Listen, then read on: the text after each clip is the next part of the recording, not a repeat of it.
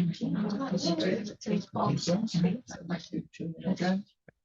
Well, I'm gonna go ahead and get us started a little bit early. I think we've got everybody that responded. I think so, Claire. And I'm speaking for Claire. I'm a little bit better shape than she is. But anyway, I don't think I need to really introduce you, but again, Jason Schermerhorn, our chief of police here in Cannon Beach, doing a great job. He and his department. We all love him. Thank you. Yeah. And we've seen a diverse crowd come into the library. I think because of a lot of the public libraries, they're kind of a place that the homeless tend to, be drawn like a magnet to shelter. We've seen that here too. When the weather turns bad, they're going to come in here. Yeah. And for the most part, no problem. But every now and then you get somebody that's a little off kilter. And we're really looking for some help in how do we deal with that? Of course. And what we've seen in the past is that your system is very responsive. If you have an issue, you're Johnny on the spot, but a lot of times that's really not necessary. Sometimes it's just, oh, sure. How do you deal with this person? And, we're kind of looking for some advice. Of course. Yeah. And that's it. I'm a. All right. All right. Thanks, Jason. Did you say everything right? She wasn't listening in yet. She doesn't claim it, Jason. All right. For those of you I haven't met, I'm Jason Schermerhorn, police chief. I've been here for just about 12 years. I think it'll be 12 years July 1st. And really love being down here. And he's very accurate. We have a great department. We have great officers. We were just talking about last night at the council meeting that, knock on wood, we've had a great retention the last several years, and the officers are very dedicated to this area. And obviously, you all know Cannon Beach is a special area. A lot of the ways that we do law enforcement are different here because we have the ability to handle things differently because it is quieter for the most part. And so, dealing with things that happen anywhere in the city, but especially here at the library, is a priority for us because it is a quiet, secluded area here. And you guys do have some dark areas at nighttime and hidden away areas unless you're going slow to see down this little alleyway here. So that's one of the things that we do, and it is on one of our daily checks, or each shift has checks that they do throughout the city, and there's about 42 of them, I think, and the library is one of those. But it's just different areas that we want the officers to get out, look at it at least once during their shift. So there's 3 shifts during the day. So that means at least 3 times a day they're getting out and checking at some point, or driving by if they're busy with other things. So that's helpful for us because if something were to happen, we can pin down when was the last time an officer went by there and try to figure out from there. But it's also worked out for us solving crimes just based on those checks. We happen to be there at the same time. So the biggest thing with that is that you guys and your patrons are extra sets of eyes and ears. And everybody always says, oh, I don't want to bother the police department. And we want you to.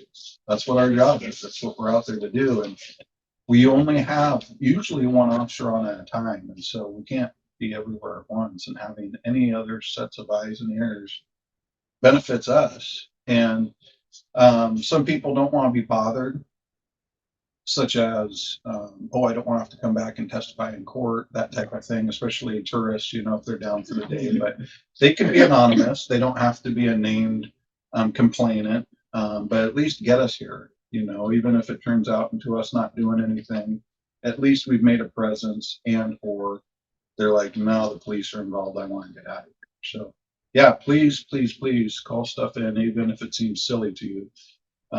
Let us tell you it's silly. We won't.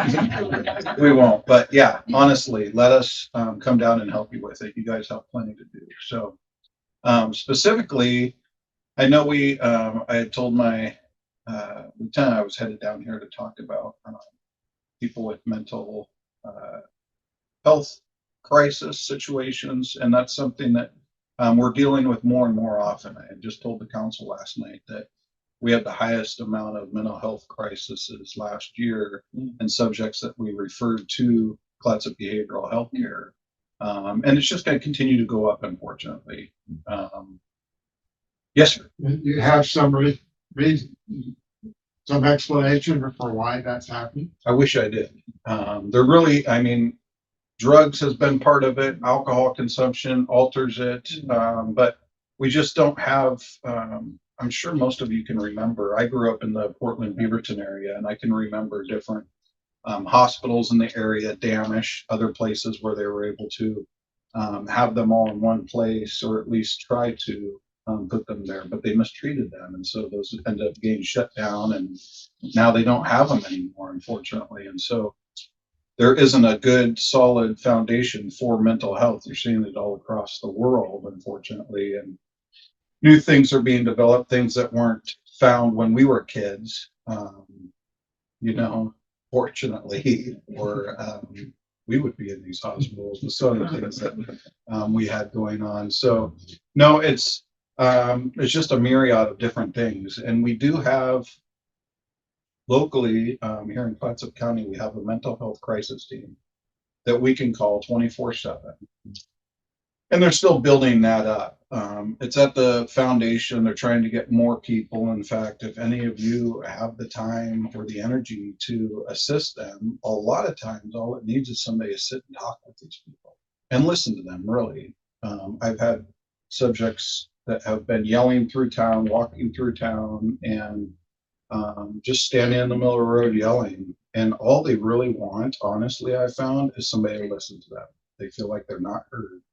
And I had an unfortunate situation where a mental health crisis worker, we called her down and tried to use her, and she had walked over, and in the first, I think, minute or two, she said, she came walking back over, and I'm like, what happened? She said, he called me a bitch. And I'm like, okay. Really?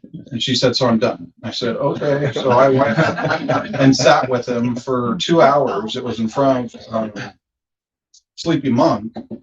And I was fortunate. We had another officer on, and I was able to spend that time with him. And he just talked and talked and talked. And finally he stood up and put his hands behind his back and goes, I need to go to jail. Mm-hmm. And I said, no, jail's not your answer. We need to get you to a hospital and try to find out what's going on in your system. But he was cooperative. He just needed somebody to listen to him. And so those are the resources that we have that can be somewhat limited. And it really depends on the day and the time on who we get to come down and help us. But my officers do receive mental health training every year, and there's lots of forms of it, whether it's crisis intervention if somebody's in crisis, if it's dealing with Asperger's or other different childhood or teenage type things that they're dealing with, but a whole myriad. You know, it's interesting, from when I started law enforcement, none of this was on the spectrum of things that we would need to do. And now it's switched more towards that, because that's kind of the foundation of why we're dealing with people on different things. Yeah, of course, there's alcohol and drugs, and that's something we've gotten used to dealing with. But when you tack on mental illnesses, it's certainly different. In fact, we had a subject in Seaside years ago that had jumped out the second story of a window. And we arrived on scene, and he's laying on the ground completely naked. And we said, what's going on? What's going on? And he kept looking up at the room and saying, I'm sorry, I'm so sorry. And just kept looking at the room. I'm like, what are we going to find in that room? And so I ended up going up to the room once medics gets there, and nothing in the room. It's clean, and all of his clothes are nicely folded on the bed. And I'm like, what's going on? And ended up finding his name, and we were able to contact some family in the Portland area. And we asked, you know, does he use drugs or alcohol? No, hasn't in years. He did in high school. And any history of mental illness? No. But once we had taken him in, they said that he had several different mental illnesses that were undetected. And so it's just something that happens. You know, I know it can be surprising, but you have Alzheimer's, other things that happen where people's behavior changes. You know, they get angry. And so those are all things that you'll see here. And my best advice is to stay calm yourself. do your best to stay calm, not get agitated, and don't raise your voice. Even if they're raising their voice, they could have a hearing issue. Try to work with them on that, but don't get angry with them because you don't know what they're going through. And obviously, that's easier said than done at times. Trust me, I know, but it's only going to raise their level if you're raising your level. And how often, when you guys are here, are there at least two of you here? Usually one. Okay. And I'm assuming you have a hard line, but do you have your cell phones with you? Yeah. So, my biggest thing would, keep your cell phone in your pocket. And obviously, if somebody's in the library here, you can leave. There's nothing of serious value in here where you guys need to stay in here. Protect yourself and leave and make a phone call to us. And you can be conspicuous about it. You don't need to make it obvious, but, distance yourself from that person, put yourself in a safe place, and we can figure out what's going on in here when we come down, but get yourself out of here to a safer place. You've got plenty of businesses around here where you can go and escape from here just to make that phone call and be in a safe place until we get on scene. But I know we've had incidents here where there's been other patrons in the library, and the person that was working didn't want to leave the person in there with them. So that's a different situation, but you can always go to another part of the library while you're here and just call 911. You can even do it on the counter, and you don't necessarily need to talk. You can just leave it on 911, let it ring through, and the dispatch center has a pinpoint that will show where that 911 call is coming from. And if they don't hear anything from you, they'll send us to check on it anyway. They'll say open line on 911, and we'll know to come here. That's usually the easiest way for you guys to handle it. Try not to hang up, because then they'll keep calling you back until they do hear from you. I'm sure most of you have noticed, if you hold your phone, I think if I hold these two buttons in long enough, it will call 911 as well. I do it all the time when I'm holding a ton of stuff. I got my phone out. And they called 911, and I had done it recently at the convention center when I was in training, and I just hung up. Well, then they kept trying to call me, but I had it on silent and I had it upside down. And so I'm at the convention center, and one of the Seaside police officers comes in, and I'm not paying any attention. I'm paying attention to the speaker. And he walks up and he says, "Chief Schermerhorn, are you okay?" And there's 200 other chiefs in the conference there. It was so funny.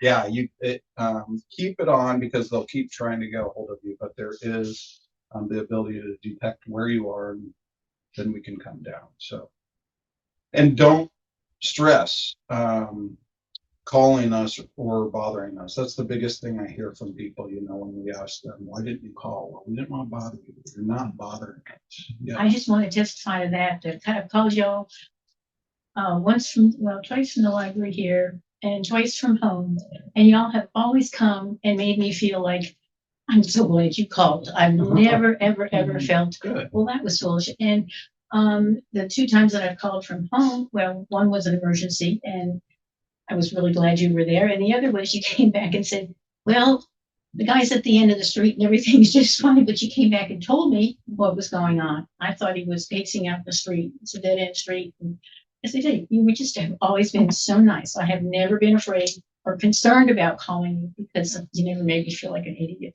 Good. And there's no reason to. I mean, you guys are protecting yourselves, and really that's what our job is.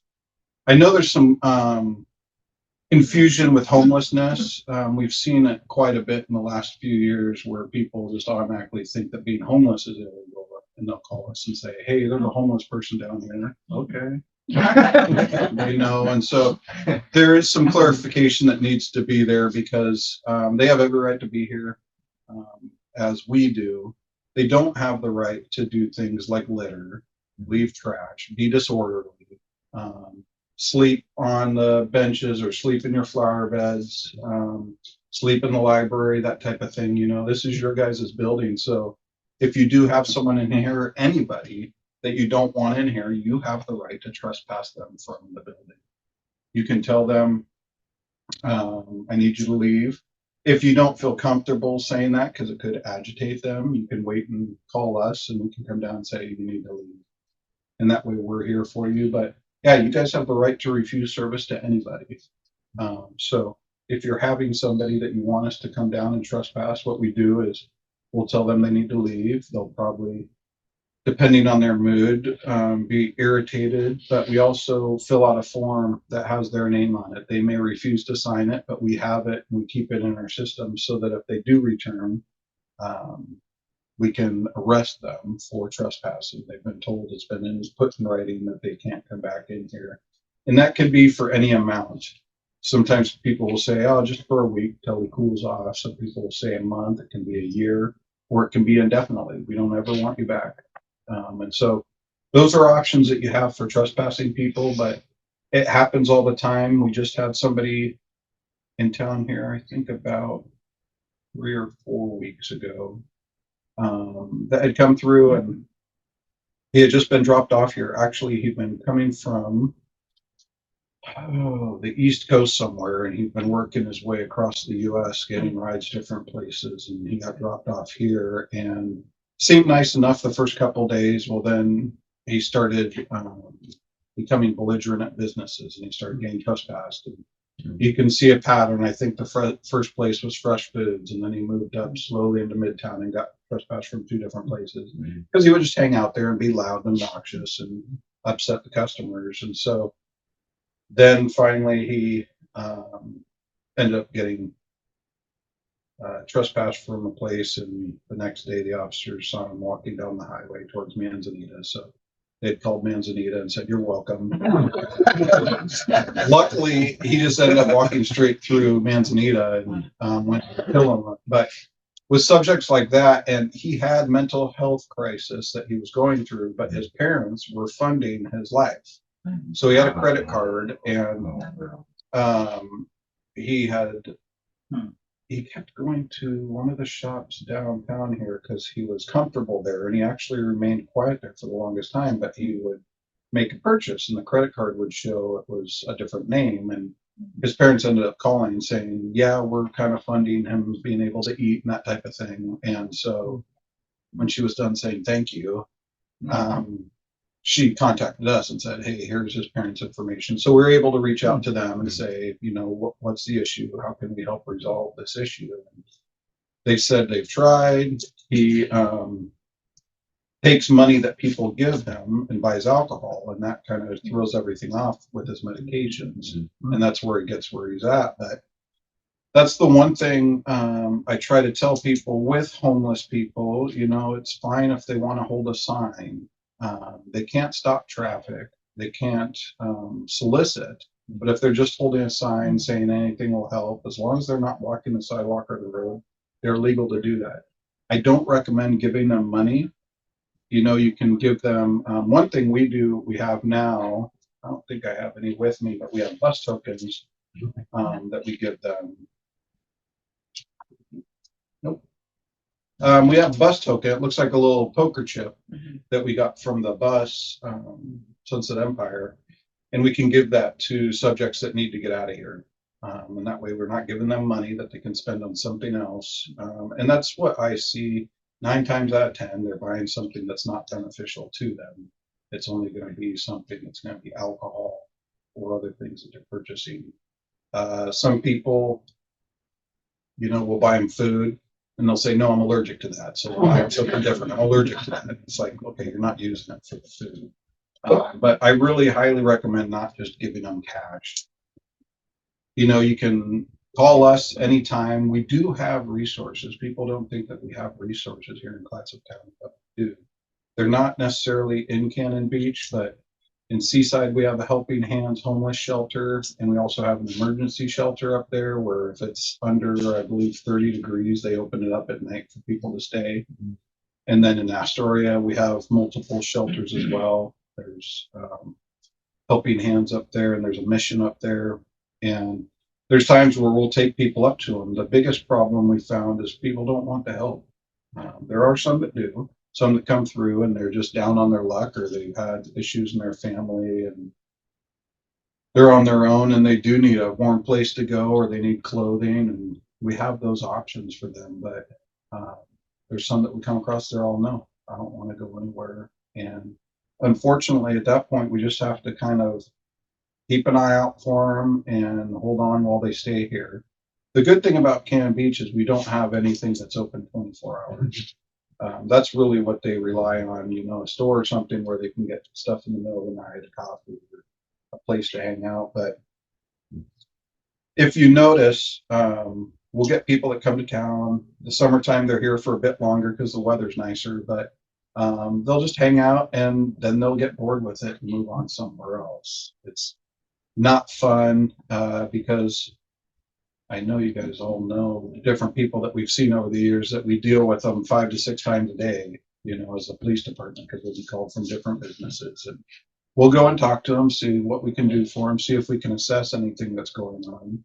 And if it's the point where we call the mental health crisis team, we'll do that and see if we can get them help. But the other thing, when we have the mental health crisis team come down, they can just say no to them as well. You know, they'll say, can we go to the hospital and get you assessed? And they'll say, no, I want to go to another hospital. And, you know, legitimately, some of them have been just thrown on medication that's messed with their system and they don't want anything to do with the hospital.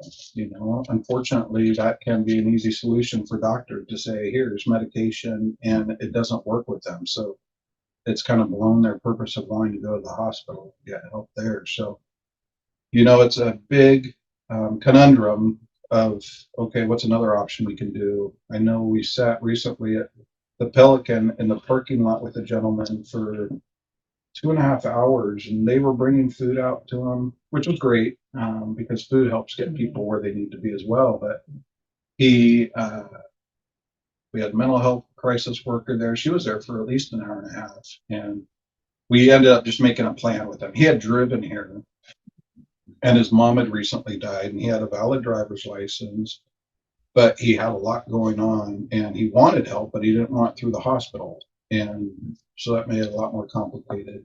He had a pastor that we were able to reach out to, and they connected. And so he was going to go and see his pastor, and then he was going to go and see his sister, which worked out. But there was nothing we could do here for him. He didn't want to go to the hospital. And especially when you have somebody driving, that's a really hard situation. You don't want them out. Obviously, there's a lot of those going on lately. But so that we actually held on to him for most of that time just because we wanted to make sure he was good to drive before he went anywhere. Then we ended up following up with the pastor and the sister to make sure he made it to those places. But it's really a guessing game now, and you're just praying that they make it to where they need to before they go into the crisis. But again, yeah, that's the highest thing I recommend is, you know, just staying calm. And as soon as you start to see something quirky, call us. Yeah. Jason, couple years, 3 years ago, you gave us a non-911 number. Mhm. It's 436-2811. Is Yes. that what I usually do if a sketchy comes in and I'm thinking, I open my phone, I put it on this screen, and then I'm good to go. Sure. Is that as good as 911 or Well, how do you prefer? yeah, that's good if you just if they're not being aggressive or violent. But if you have something, it's not going to hurt to call 911. Okay. Yeah. I just wasn't sure. No, I mean, sounds like this is. it's not going to be an issue of misuse of 911 because you're calling with a legit concern, and we can come and handle it. Okay. And are you the one that always calls when Nancy comes in? What to do with that? I had shopping cart died. Oh, yeah. 3 weeks ago. And Yeah, he we was the had one. a spirited conversation, and a friend of mine came in, and I said, "Can you stay?" She said, "Yeah." So luckily, he left at closing time, but it was this 45 minutes of I learned a lot, and then probably forgot it all. So. Some of them are really, really, really intelligent. Yes. I mean, they really are. And I can sit and talk to them for hours just because it's really cool to talk to them when they're able to discuss it. I know we had one older lady here that I learned a lot from, and I enjoyed seeing her just because she had so many great things on her mind in history. But yes, that's probably the best way to do it. And we'll come down for any of that. And I think that these people don't necessarily want to be here. I had one that was dropped off years ago. We got a call of a suspicious person downtown, and as soon as I got on my car, he came running over to me and had cash in his hand. I think it was a 20 and a 10, and he said, "Will you get me out of here? I do not belong here." I'm like, "What's going on?" And he goes, "I just got dropped off here, and people are handing me money." And he said, "I don't want their money." And I said, "Okay, where would you like to go?" He goes, "Anywhere but here." And so I got him out of here. So the one thing that we don't do, just so you guys are aware, we don't just take somebody and drop them off. Like in Seaside or in Manzanita, that's just bad juju. Because it will come back on us. And I know other cities do that. I know for a fact that other cities do that. Portland will put people on the bus and send them down here, but we don't do that. We have a too tight knit community of police departments where, yeah, that's not fair to do to another agency. We want to get them what they need, not just pick them up and drop them off. Now, if we drop them off at the hospital, that's different because we're trying to get them what they need. Or if we take them into custody, we get yelled at by Astoria and Seaside because we'll take them up to the jail. And of course, with our system now, they'll be in for about 20 minutes and then they'll be released by the jail. And so Warrenton will call us and say, "Thanks a lot. You want us to come and pick them up and bring them back down?" So it happens, but the same with the hospitals. The hospital's doing a much better job on holding patients for us, and they have their own security. I can remember when I first started in law enforcement 27 years ago down here, we would have to sit at the hospital the whole time they were in custody, and it could be days where they'd be there. So we'd have an officer sit there, their full shift, and then a new officer would have to come in. All you're doing is sitting there just listening to them babble, and it's giving you a headache. Yeah. But they've done a good job now with hiring their own security and their own mental health crisis workers at the hospitals to assist us with that. And that was a long battle where it's finally working out because that's really where they should be. Jail's not a spot for them to be sitting there. They don't have the resources. And a lot of the things that they do aren't really criminal. If they do commit a crime, even the crimes that they commit aren't really heinous crimes where it would be a citation, and then they're released and then they have to go to court. We have a gentleman in town that has gone up and down off his medications, and we deal with him several times a day. Haven't, fortunately, in quite a while, but he, it's just a medication thing. He's not taking his medication. And so that's one of the things. You can't force somebody to do that type of thing. And there's nowhere that they can lock them down, tie them down, make them take their medication. We have put him on mental holds where he's been transported up to Portland and then up there for 2 or 3 months, and he'll be fine. He'll be lucid and taking care of himself, and then come back and nope, I'm not going to take my medications. And it's just a constant cycle. We've chased him several times into the ocean, and at that point, you're putting others at risk. You're putting the police officers at risk. Yeah. And other people that are down on the beach. I remember one of my officers and I were on the beach watching him, and he goes, "I'm just going to go in, Chief. I'm going to go in." I'm all, "No, you're not going to go in." I said, "You have all that weight on you, and you're going to get logged down going out to get him." I said, "All we can do is wait at this point." And finally, he came back in. But the biggest thing is just not taunting them or getting into their wavelength of arguing and playing games with them. I know you're not meaning to play a game, but if you're arguing with somebody, you're playing a game with them. You know, just be quiet and let them say what they say and make that phone call. But what other questions you guys have? Yes. Hi, I'm Jen, and I'm the manager of the library.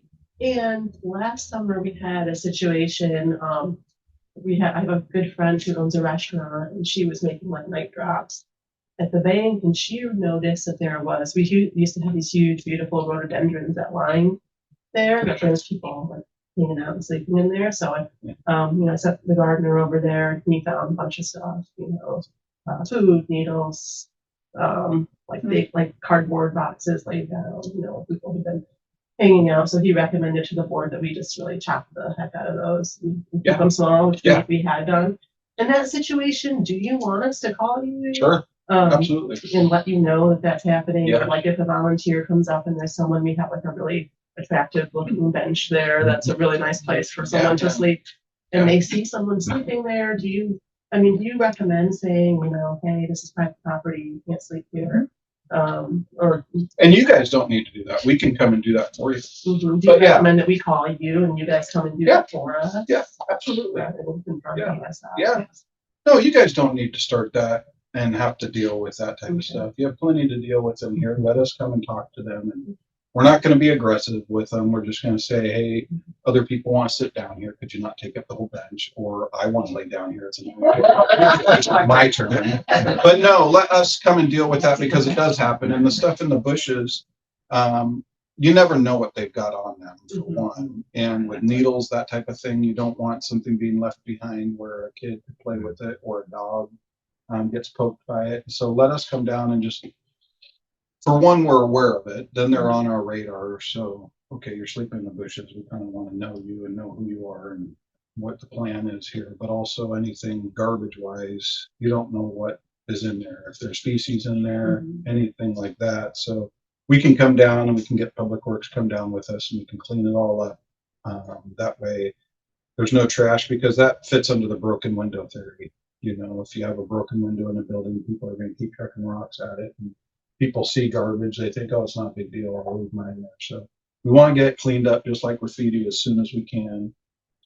On that note, if you guys see graffiti, stickers, anything like that on any surfaces around here, let us know so we can help you get them removed, just so that they're not going on other businesses and people think it's okay to do it. But yeah, call anytime on that. We can certainly ask them to move on, get to know them, find out who they are, see if we can offer them any services. And you don't need to take on that responsibility. Okay. Yeah. Now, I have another question. Like, as far as the like the bus tokens. Yeah. Is that something that we could have here? Yeah, I think that we could do reach that. out to them, or did you guys get us? No, we've got a stash of them, and I'm sure we could bring you some, and then you could call us and let us know when you need more. But yeah, we can bring some down to you. Okay. Yeah. That'd be cool. You're just going to use it for you to get back and forth. Yeah, Mahalan's now. Another question, but it'll come back.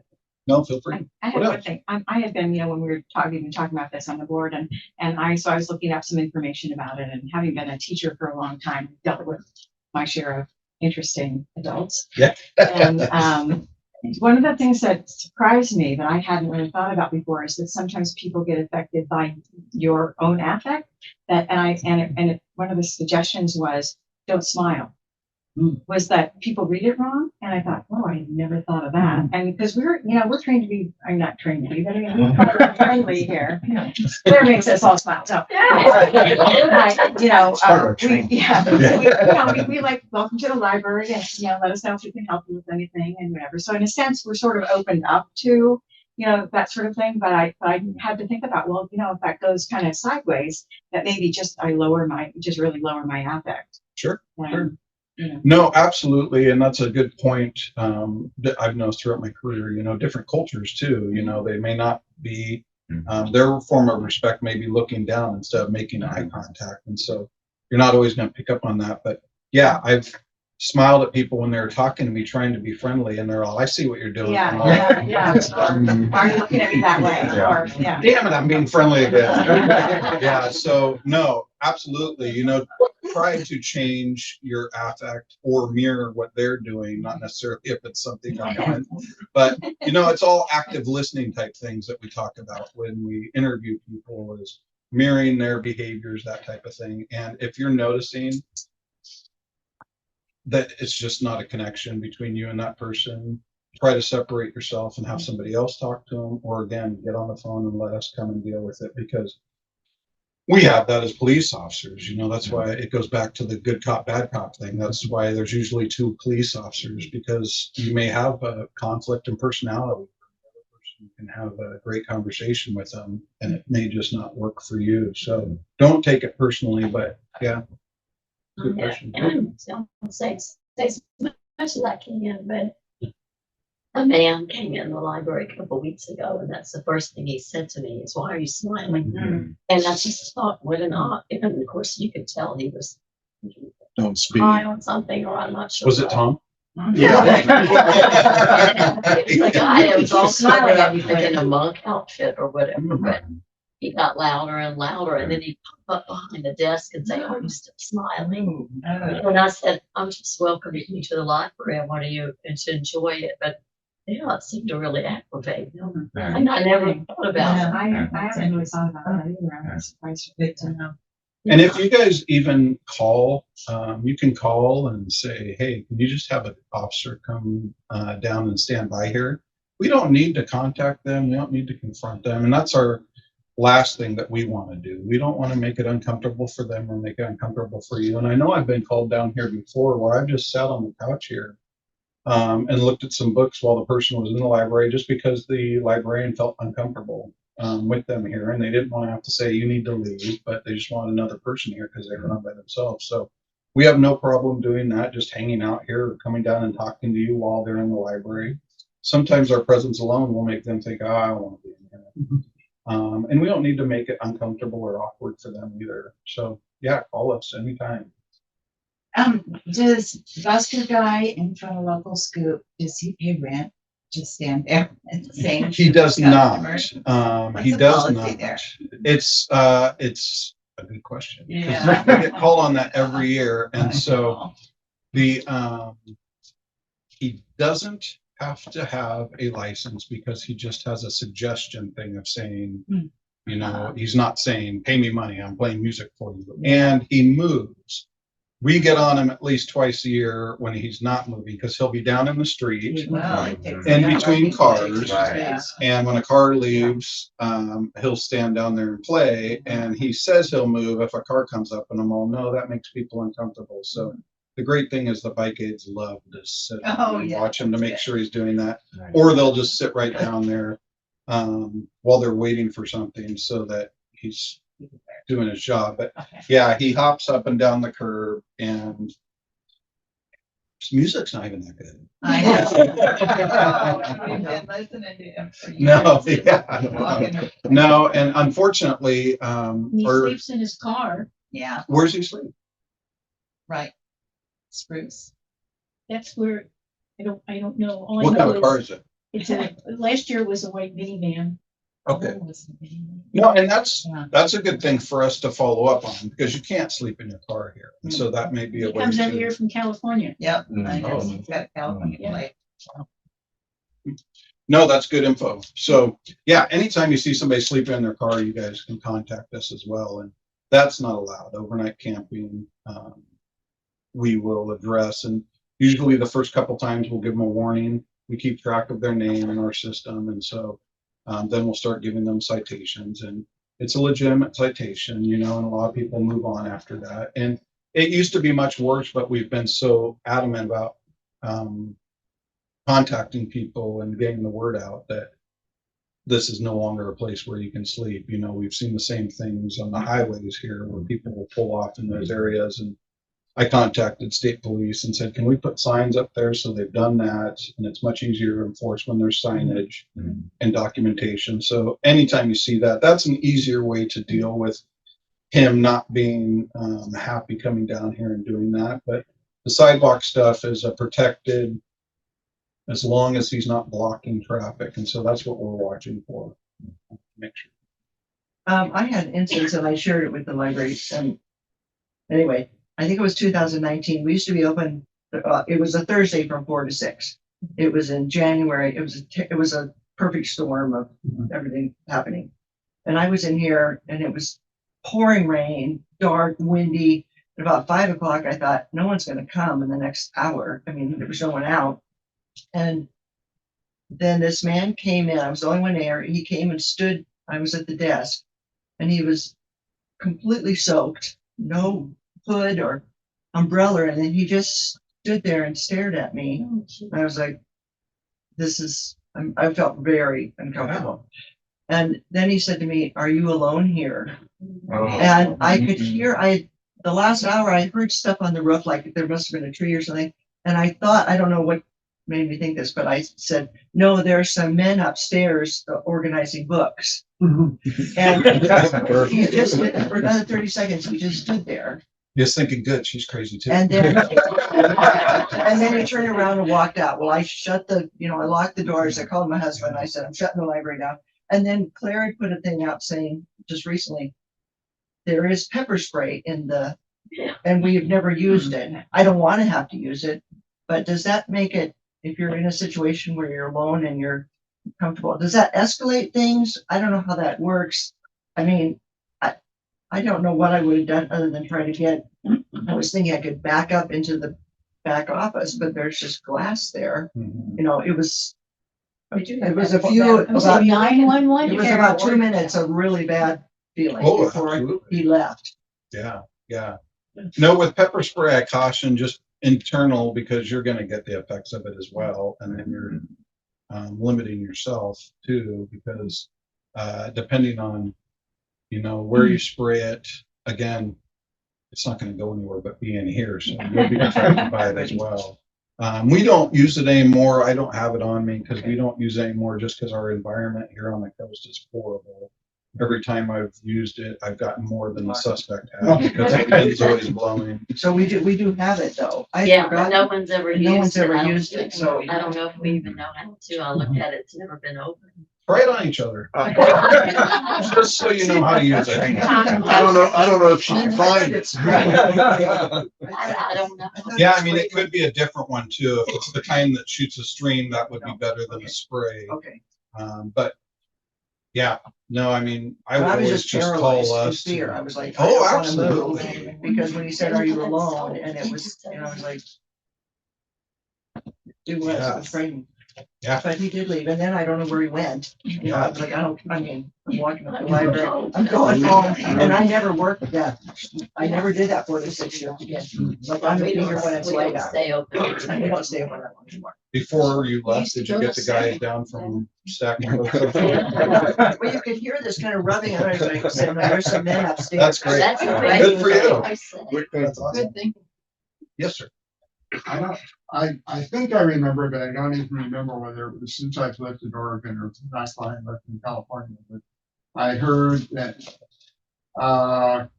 the highway patrol or whether state police had or worked by a rule that if somebody was driving down, on the highway and they were feeling sleepy and there was a pull off, they were encouraged to pull off there and sleep until they were. Yeah. Is that still true? Is that true Absolutely. here? And is that only true at the highway or is it also true for in town? No, we do it in town or on the highway only, and that's why they have those blocks. The part of that sign that they did put up there says, if you're drowsy, you're welcome to sleep, I think, for 2 to 3 hours so that you're safely driving. I'll look through that sign. I Yeah. don't remember ever noticing. Yeah, I can't remember the time that it says you can be there, but not for 8 hours, that type of thing, yeah. And are people still sleeping at the restroom on Spruce? Not recently, but they do. I mean, there's times where they come and go. And the thing with here in Cannon Beach, there's no rhyme or reason to when people get to town and when they stay. Obviously, the summertime happens more often, people getting coming through downtown here. But there is no real rhyme or pattern to when they're doing that time of year. We just get people that randomly get dropped off here and or they get on the bus and they're coming through and they're all, this looks like a cool town, and then they realize there's really nothing here for me, so they move on. But yeah, no, bathrooms they like to hang out, and our homeless policy in Cannon Beach is, if they go, we have certain areas that they can go, whether it's along the highway, just not in parking lots like this. It specifically says, in places where bushes are growing, that type of thing. So anywhere on the sidewalks and parking lots. There's places, a lot of times they'll go down by the food pantry and the beachy areas there, and we'll move them on from there. But yeah, there is, it's currently up for legislation. It'll be interesting to see what the decision's made up from Medford. where they had moved people on illegally. And so that's at the Supreme Court now to decide, what we can do. And my only take on it is that I think, it's fine for people to sleep as long as they're not defecating or leaving things or being on people's private property or blocking their pathways or littering or being disorderly. But, where else are they going to go? Some of the cities, Seaside's developed an area where they can go against what most of their citizens want, but they do have, at least they're controlled and in one area, so they know where to deal with it. Many cities are dealing with that, but we do, like I said, we have the resources for them here locally. They just aren't wanting to take us up on it. Yeah. My husband walks twice a day, and I live up in Haystack Heights. Mhm. And that little center where they go, one way goes around. There's a lot frequently in the summer, especially there's people who camp in that Mhm. roundabout spot there. Yeah, no, they just had one last weekend that they kicked out of there that had been. The interesting thing is he was burying his fecal matter and that type of thing, which was good at least. And he was doing a good job of digging a hole and burying it, but he was leaving his litter and everything else all around it. So he got moved on, and it was a second time, so he got a citation as well. Yeah. Do you think it's a good idea for the library to have Narcan? It couldn't hurt for like fellow employees. Yeah, understandably. Yes. You said that without saying it. No, it can't hurt. The issue with Narcan is that it's not cheap, unfortunately, and it expires. And we ran into that. And we carry 2 on. There's 2 in here, and they're single doses. Right. But even for us to get, we have to pay for it, which is horrific. That's I kept fighting the health department saying, why are we paying for this? And she said, well, if you're willing to, if you go to a drug situation where they have overdosed and you use it, if you leave extras there for them for the future, then we can give it to you for free. And I said, no, we're not going to encourage them to do that. And that's what they wanted. And I said, no, we'll keep paying for it, but it's ridiculous because they're about $60 a dose. Wow. And we had an incident where they used 4 doses last year on a gentleman. Finally brought him back, but it's $240, and we have to keep buying it. But you go up to the homeless camp in Seaside, and we call it the vending machine. They have a box there that has condoms, needles, and Narcan in it for them to take anytime they need it. And it's like, why are we encouraging that? But no, for you guys, it's not really hard. We could see if the fire department could help you guys learn how to administer it, that type of thing. But you can always call us and we'll be here right away to administer. It's just one more thing for you guys to have on hand. Yeah. And like I said, they expire. That was the one thing we ran into the first year is they all expired, and we're like, now we have to buy all new ones and we can't use those ones again. Is it an injection? Yeah, it's just a little nasal. And where would you buy that? You can get them online. We get ours obviously from the health department, but you can get them several different places online. It's just this, and it goes into one nostril, and you just push the plunger handle there into their nose. Funny story, when we did Shop with a Cop last year, as we were heading up to Fred Meyer's, the boy was in my car. He's like, can I call my mom and tell her what we're doing? And I said, no.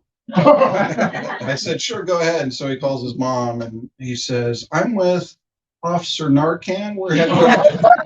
This is my name tag. As and it's much easier pronouncing Schermerhorn.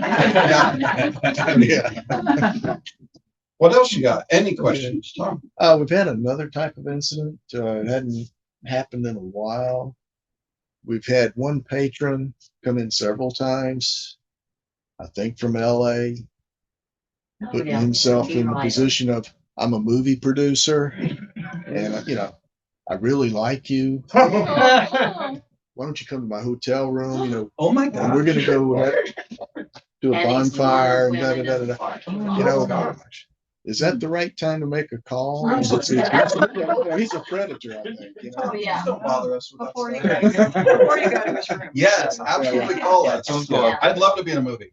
Oh, There he you knows go. all the movie stars. He's listening The every next time. action star. That's crazy. No, call us for sure. Okay, okay. Yeah, 2 winners in a row. Yeah, but I wanted to get that out there because he keeps coming back during the summer. Please, Wow. please call. Yeah. The other thing I'd like to ask too, when that man came in that was very disruptive, there was a little family in here. And they hid in that corner and wouldn't come out because they were afraid somebody might have a gun. Yeah. And so once we got him out of the library and everything, they still didn't want to come out because they thought maybe he had a gun on the street. Yeah, sure. So I went on out and I said, I think everything's okay, but they'll probably never come to Canada again. Oh. I had never experienced that before. And I should have called. Yeah. Because he was really nervous about the gun. And that's because you hear about all these shootings and Right. Yes, absolutely. No, that's too bad. That's Yeah. Yeah. Good question. One thing we've kind of talked about, which a lot of the other libraries around here do because they really have to, is having sort of just like a really small like code of conduct that we have hanging up. So like if the volunteers wanted to say, go up to somebody, they have something to kind of like to stand on to say, Sure. hey, this is our code of conduct and we're only allowed or whatever. Is that something that you suggest? Yeah, I mean, you may call Would that other be helpful for you libraries. guys? Yeah, I mean, Yeah. call other libraries and see what they have. Yeah. So you're not reinventing the wheel. Yeah, we looked at Astoria, and theirs is, you Sure. can tell theirs is reactionary to Sure. certain things. It's like, I don't think we need all that, but Yeah. maybe just like 5 bullet points. Absolutely. Gotta have your clothes on. That kind of thing. Can't There goes me yourself. coming back. Yeah. Yeah, no, absolutely. And that's something that you can have happen, right inside the front door or on the outside as they're walking in that they see, just so you have that. Mhm. And they've already been warned once. Yeah. Yeah. Yeah. And then another thing that I used to do, like when I was a bartender, is, and when Jennifer Redding, who is the director in Seaside, was here, she kind of touched on this too, is to kind of break down the barrier and kind of, have the human side of it. So if you go up to somebody and say, hey, I'm Sally, I work here for the library, I haven't seen you before. Mhm. What's your name? What's your story? Are you from here? Mhm. And try to get as much information as you can from people like that, so you can pass that information on to you guys. Absolutely. If you No, have that's to. great. And very good point on bringing that up. A big part of any relationship or communication is building rapport and finding some way to, even if they're being belligerent with you, you can say, oh, that's a nice shirt, or those are nice shoes, and just kind of change the subject from whatever the issue is at that point. Mhm. And, change the conversation to build rapport with them on something that they're familiar with. You'll see it may calm them down. Most of the times it calms them down because they're talking about something personal. Mhm. And so, yeah, building that rapport is great with somebody. Yeah. What else? Doesn't even have to be, yeah. So Jen had mentioned earlier about the bushes. So around here, are there other lights we should be putting on outside or anything? It's a tough question because in Cannon Beach you have light ordinance, lighting ordinance. But the one thing we recommend to everybody is cameras because there are not enough cameras to get things, whether it's something that happens here or something that happens at another business and the suspect or victim comes through here. We've had several different crimes that have happened. Heather started in a bar and ended up in a car, that type of thing. And we're trying to figure out what card they go to. And there's just not enough businesses that have cameras for us to track. We're going to be putting one. We've said this for 2 years. We have it. We just need time to do it, get it up. I think at 2nd and Spruce, and there's one for 2nd and Hemlock just to cover those intersections. Mhm. So if we're looking for somebody, we can find them on there, what direction they went, but also so we can monitor it for pedestrians and traffic. But yeah, I always recommend cameras. We do have a lighting ordinance, so the lighting can be, but you can always, it says specifically in most of like Inland Electric and most of the lighting companies know what the requirements are for Cannon Beach just because it's pretty specific. And so it can't hurt to have more lights. So just a quick follow-up then on the cameras. You have recommendations for the types of systems for like 7 days recording, 5 days digital recording? No, a lot of them are great now and Right. cheaper. Right, You know, right. the Costco has some great deals on them, but you can really get them anywhere online, Amazon. But just covering yourselves to have, you know, this area covered and the back parking lot here covered and the alcove covered. Usually they come in packs of 4, so it works out well. But another thing that you could do is have one in here and just have it says you're being recorded, and that can deter people from coming in and hanging out. And, but that way you're covered.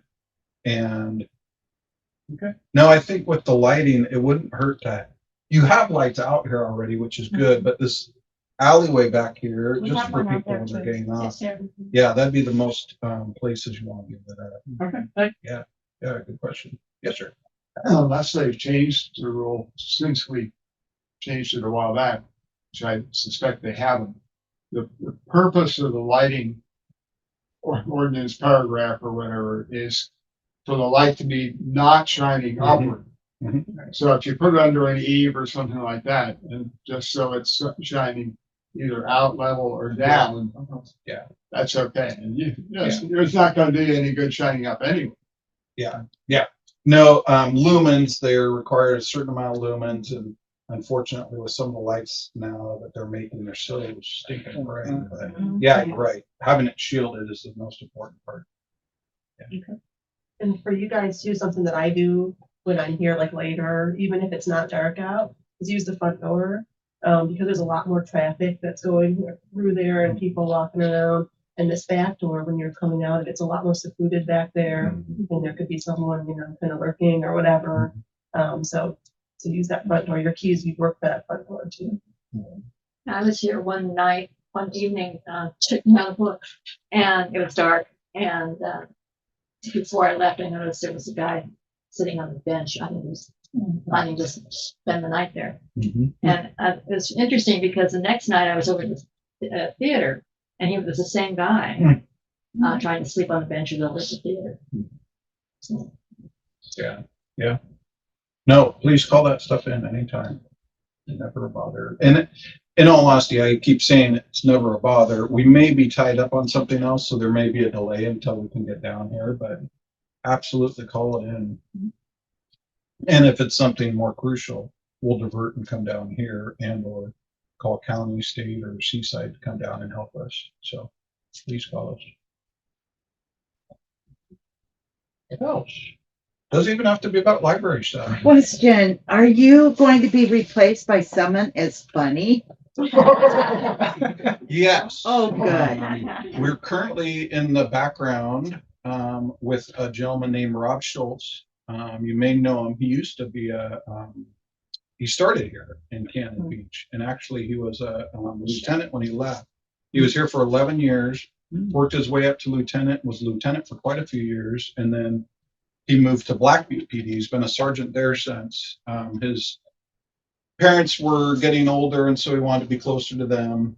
But they passed away a few years ago, so he's ready to come back, and he's really excited about it. He's just doing his background and psychological exam now. So he's supposed to start June 10th. So I'll have 7 weeks to train him up and get him ready, 4 days to get him trained and ready for Sandcastle.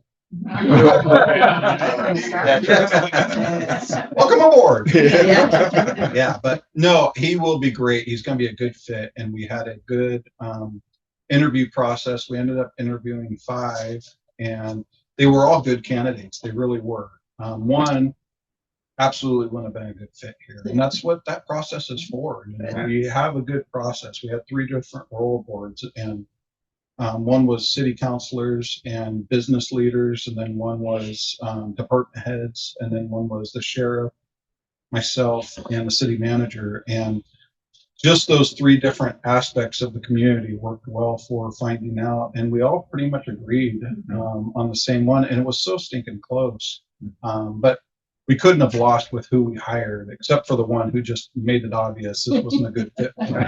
We all wanted to run their way. Yes, it was funny. We all had headaches, and it was funny because I walked him out, and when I came back into the city manager's office, city manager was in his chair like this, with a headache. But it was funny. It was a good process, and that's one thing that we have here for our police officers and all the positions that we hire in the city. We do a good job of weeding out the ones that aren't a good fit. And you know, police department wise, coming from Seaside down to here, it's a world of different.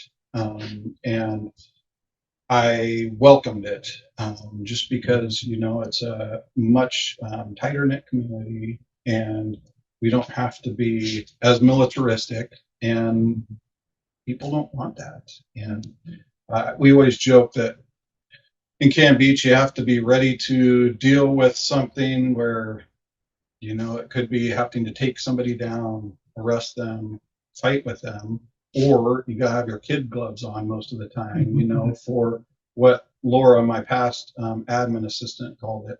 Instead of third world problems, she'd call it Cam Beach problems. And each city has their own uniqueness to what the problems are and how you handle them. So that's part of our field training program. And it's interesting because our newest Keaton is at the academy now, and he came home and last weekend he said, boy, there's a lot of changes in different agencies. And I said, yeah. And he had two of his classmates from Gresham, and he said, I can't imagine working there compared to Cannon Beach. And I said, understandable. He had told me how last week they had a stabbing victim and had no ambulances available, so they had to transport him in their patrol car. And it's just crazy. It's crazy. So we have a very good thing going here. Yeah. Not related to any of these things. Yeah. Who is in charge of traffic control planning for Sandcastle? Yes. Volunteering? Oh, you mean up in this city or down the beach? Here. Me and Lieutenant. Okay. Yeah. I'll talk to you sometime. Please. Yeah. You always have good advice. You had good advice on the beach, and we turned that over to the chamber. Oh, good. Yes.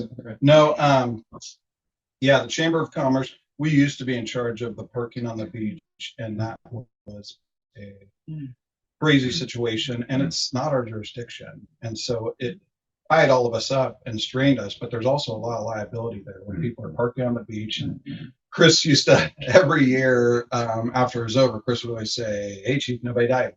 And that was his happiness at the end of the day. But then halfway through the year, he'd say, you know, there's a lot of liability on the beach. I know, Chris, but that last year, I think we had turned it over to the chamber, and the porta potties all got knocked over by the tide. And so that was going all over the beach. So they had chemicals on the beach. We're like, yeah, not our problem. But also there was a car that had to be towed out, which happens quite a bit. Well, unfortunately, one of the other people down on the beach tied off a rope to the subject's gas line to pull them out and pull the gas line out. So there was gas leaking on the beach. And so it's like all those chemical things going on. That ended up being a pretty big cleanup. And so, yeah, we are no longer in charge of the beach. And that was just by luck. The chamber does that. They hire a crew to come down and handle that, which is actually perfect. We just handle everything in the city. We, of course, still monitor down on the beach, have people down there to help monitor and make sure everything's going good. But yes, please let me know anything. Good. Just call me sometime, or have whoever have somebody call. Yeah, absolutely. We'll do. Well, you'll be missed. Oh, I'll miss it. You It's will, definitely yeah. bittersweet. You- I love it here, and you know, we decided last year that the kids are older. My son's a full-time firefighter in Seaside, so he's spread his wings, taken off. He's actually in the middle of buying a house now in Deerhurt, and so he's going to stay here, which stinks. My wife's really bittersweet about that, but my daughter's done in college. We're actually she's graduating in 2 weeks, and so it's just an exciting, good time for a fresh start. We had sold our house. just because it's too big. We had 23 acres and it's a big house for us. And so we wanted to downsize. And when we were looking at different places in the area, we thought, do we want to stay here or do we want to move somewhere else? And the biggest reason I think for moving away from here has nothing to do with Cannon Beach or the people that we like here. It has to do with anonymity. You know, we built a house in Meridian, Idaho, and we go to the store and I'm not getting stopped every 5 seconds saying, I've got a question. And you know, when earlier on in my career, especially when I was on the drug task force, I wouldn't go to the store with my family, which was nice, but I didn't want people seeing me with my family and relating us together, just because of the people that we dealt with. So it's nice when we go anywhere there, you know, we're unknown. And so it's just kind of nice to relax and do our own thing. But we will certainly be back a lot, especially since my son's here. I remember your son when he was, what, 6 years old? I do too. We were at some kind of gathering, a conference or something, Yeah. and he was 6 years old and he was wearing a police uniform. And I have a picture of that. Yeah. He was only 6, and he's buying a house. Yeah.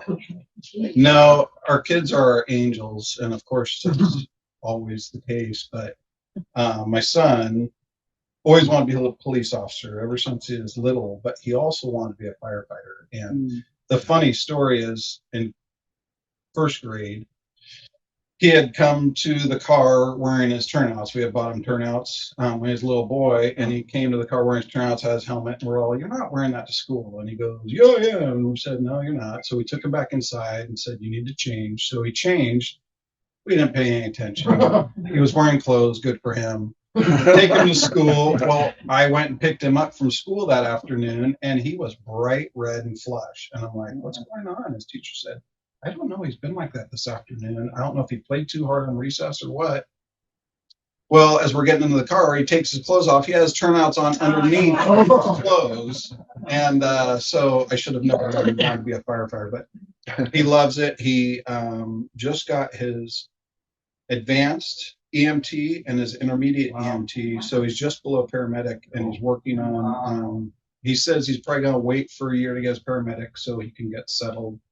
But yeah, he found a house in Gearhart that he's able to buy by owner instead of going through a realtor, and it's working out perfect. And he's been saving, and yeah, he's much further ahead than I was at 19 in life, which is great. So my daughter's going to be going to Boise State starting in the fall, so she'll only be 8 minutes away from us in Meridian. We've told her it's a couple hours because she doesn't want to. She'd originally wanted to go to hours. Yeah, You'll be on the highway a exactly. long time. She had originally wanted to go to San Diego State, and that's a lot of money, and it's far away, and it's kind of a party school, and so we were much happier with her one.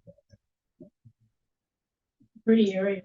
It's beautiful. It really is. There's a lot of stuff to do outdoors, and I don't know what I want to do yet. I've looked at several options. Something less managing people. I've done that for 20 years, and more just being home with my wife. I think the biggest thing is my wife finished dispatching about a month ago, and so she's working for an annuities company remotely, so she can take her laptop and work anywhere. In fact, when we go to the house in Idaho, she just works from there. But that's nice because she was dispatching for years and she was on graveyards. So she worked 6 p.m. to 6 a.m.